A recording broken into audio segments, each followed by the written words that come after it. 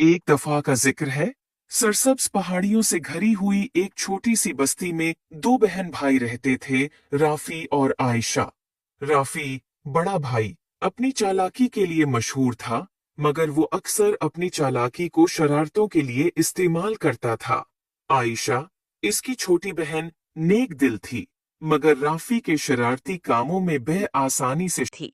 एक दिन दोपहर के वक्त जब वो अपने घर के बाग में खेल रहे थे, इन्हें एक पुराना धूल से भरा हुआ संदूक मिला।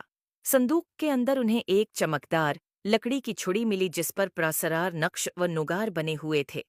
तजस्सुस से भरे हुए वो छुड़ी को अपनी दादी जहरा के पास ले गए। दादी जहरा की आंखें छुड़ी को देखकर पहचान से चमक उठीं।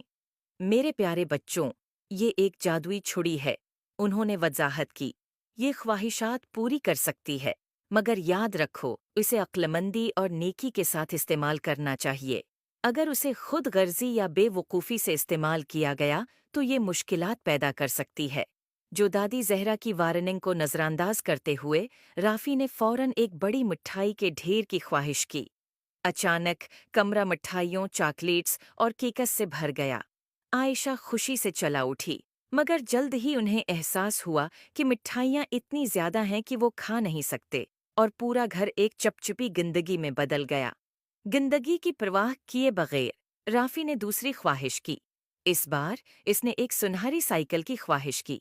एक चमकदार सुनहरी साइकिल जाहिर हुई, मगर ये इतनी भारी थी कि चलाने में मुश्किल थी, और जैसे ही राफी ने उसे चलाने की कोशिश की, वो टूट गई। मायूस होकर इसने एक के बाद एक ख्वाहिश करना जारी रखा। हर एक ख्वाहिश का नतीजा किसी न किसी मुसीबत में निकला।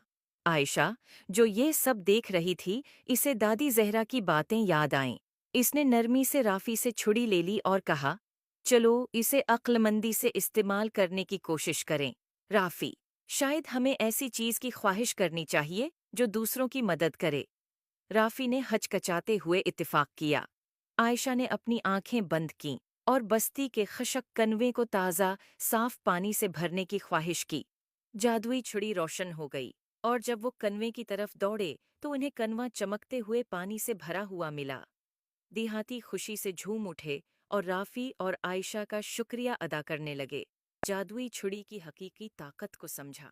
इसने अपनी पछली बेवकूफ़ियों के लिए आयशा और दादी जहरा से माजरत की।